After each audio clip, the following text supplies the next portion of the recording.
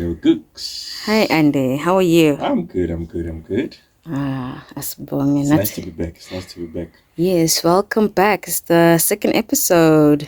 Indeed. Second episode. Are you excited? So excited. I was looking at the views from the previous episode. We actually got like 30 views. Yeah, which is Is that a good. celebration? We should clock on it. I saw the celebrities. Our president is doing the clock on it, so I should do it as well because we learn from our leaders. You should clock on it. That's 30 views, Gooks. And then I'm actually excited. To be quite honest with you, I did not expect 30 views. What did you expect? I expected lesser. You know what I say, right? Mm. No expectations, no disappointments. I don't know that one. So The reason it was like that is because of the view of our camera, the quality. That's what most people they were saying. So, and then you know what was my response to them? I was like, guys, you have powers, because most of people who were criticizing me, they have powers. I was like, guys, sponsor me to see a better content, which was right. I was like, guys, sponsor me so that you can have a better content. Because if you can take a look, all the equipment that we used from the first episode, it was actually, I was borrowed. Taking a look at the studios, shout out to AMR Studios in Midrand. Yo, shout out to them big time. Shout out to you, Gooks. Shout out to you. And a shout out to everyone who actually supported to those 30 views. Shout out to them. You are the ones, when this podcast is successful, I'll refer to you that you made it possible. Because of we forget where we started in most cases. We really forget, but then I really appreciate it. This podcast is going to go far. I'm telling you, Gooks. I have no, that I belief. believe you. I believe in it. That's why I'm here with you. Thank you very much. Welcome back. This is our second episode. If it's your first time tuning in, I welcome you. Hopefully you'll enjoy. If you haven't watched the first episode, please go and watch it so that the second episode, it will make sense to you. Yeah. I don't know if you still recall what we were talking about from the first episode. Of course I do. Okay. Of course I do. But I did want to ask you. I always want to ask you. You always have questions for me, Gagan. Yes, that's the way life is. We are forever learning, so we need to... And that's the purpose for the podcast, right? Yes, So to ask you questions. should be free. You should be open about anything. You should ask me anything that you think that is relevant. Remember, Customer Experience Chronicles Podcast. Real customers, real people, real service, better experience. 100%. I didn't want to ask you, so I know a few times you've been a customer as well. Maybe today you were a customer. Of course. We don't know. But I wanted to ask you, as a customer, putting yourself in like something that you pay for and you're expecting a certain delivery, and then as a person who serves customers, do you think the customer is always right?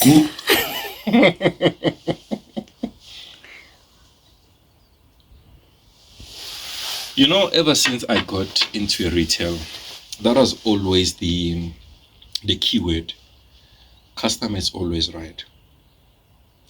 And then I understood where is the word coming from. And then what is that they were trying to cover. But then as the times goes by, we evolve. We experience better things.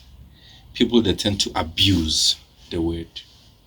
So that's why I came to a conclusion, me as Andy Sam, that customer, it shouldn't be always right. Customers should have limits, especially when they are exhausting their privileges of being customers. Bear in mind, If you're a customer, you've been served by a person on the other side. You guys are both human beings. You guys have emotions which should be considered on each and every service that will be occurring between you guys. So this analogy of customer is always right. To me today, it doesn't apply. I'll make an example, and then I'm gonna set this example on a purpose because of it's sensitive. Imagine a customer comes to you and then they become racist towards you. Are you saying are they right? You know, something can piss you off that will lead you to say certain remarks.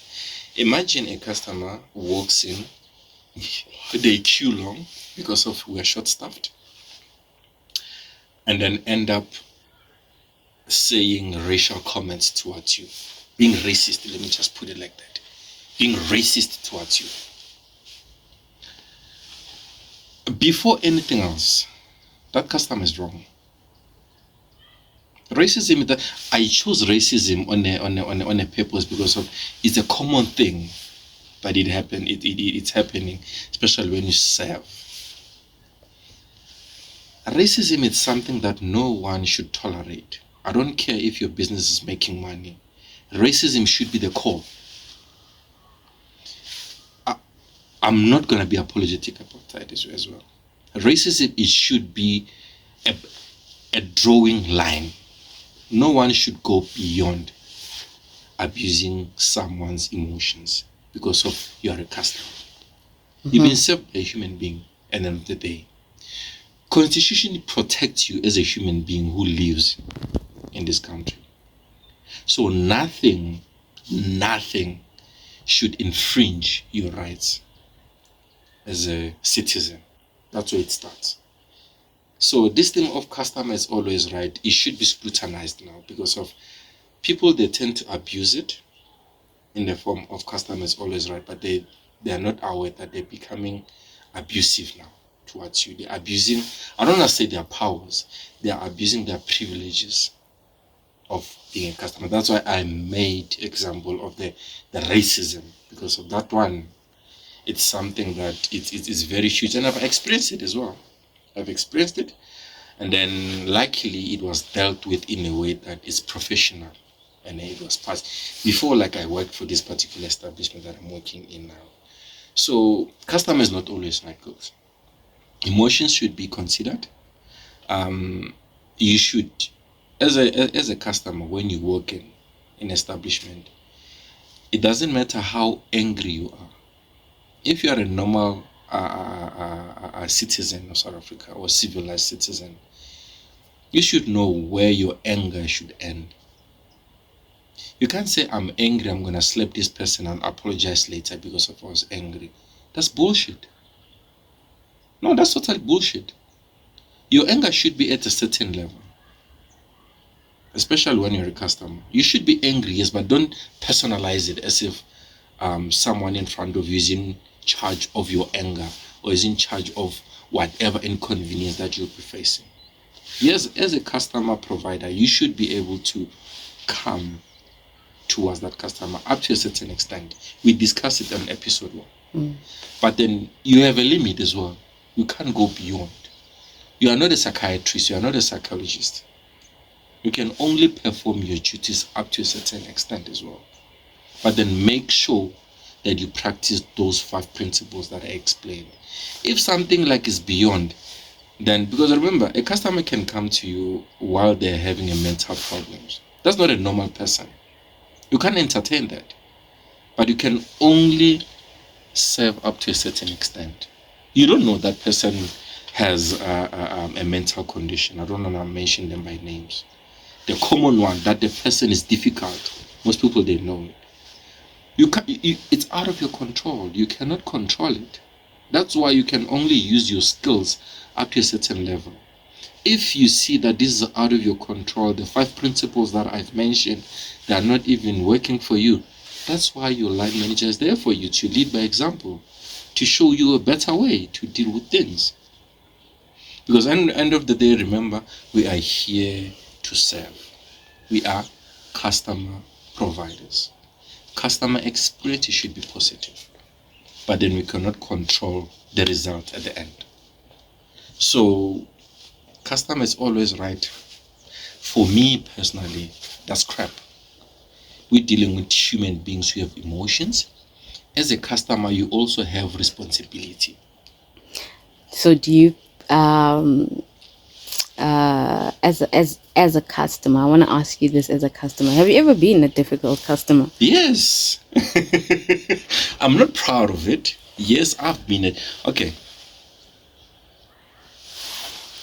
Remember, by saying a difficult customer, it's the description towards a particular person who's a customer, who's questioning or who's complaining. Right? It depends how you saying this person is difficult.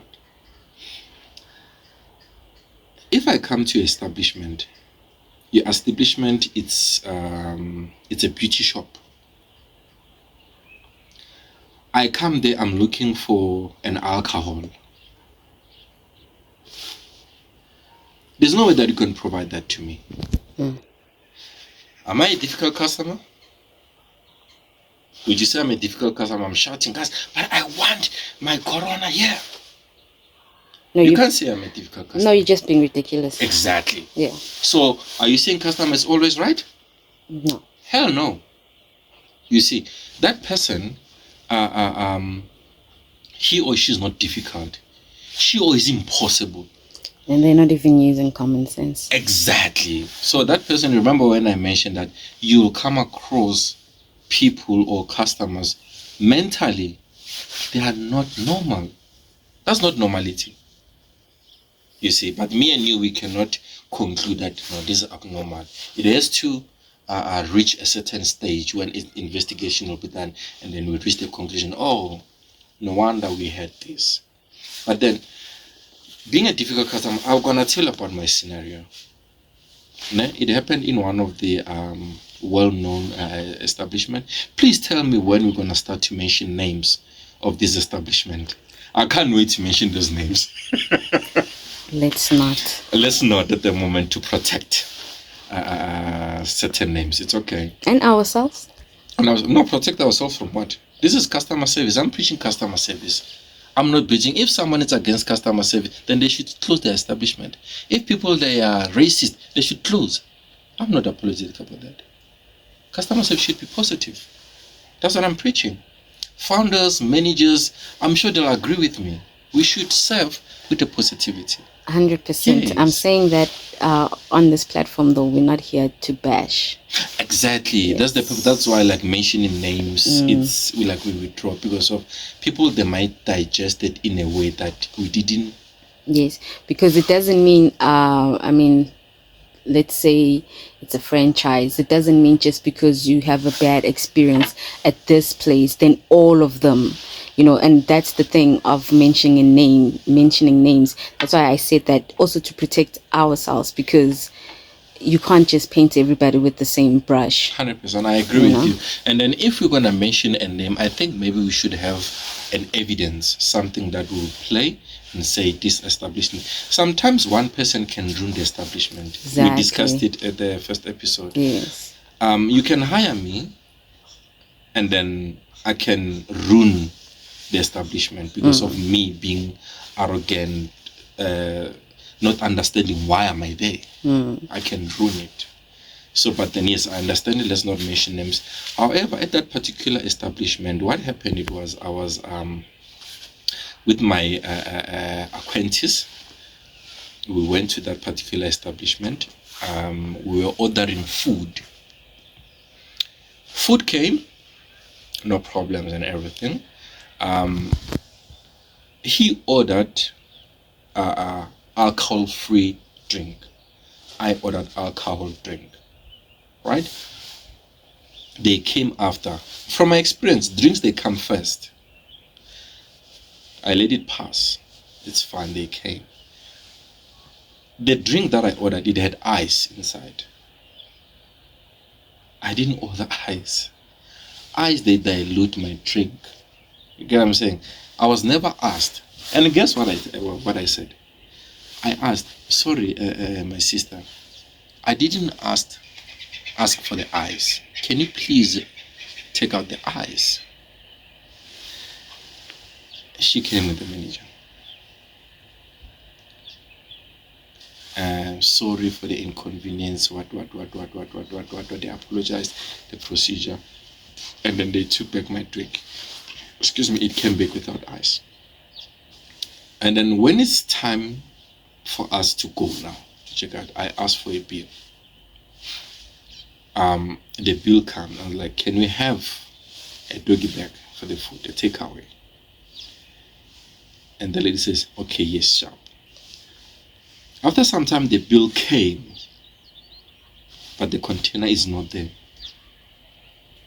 And then I rose my hand again. Okay, I'm a bit tipsy. I rose my hand again. Mm-hmm. We asked for a takeaway, and then I see we only receiving the bill. Can we have the scarf tin for this so that I can go with it? Yes. We pay for the bill. We sit there for like approximately 15 minutes. Still no doggy bag. I called the manager again. I was like, we asked for a doggy bag, and then he was like, it's not here yet.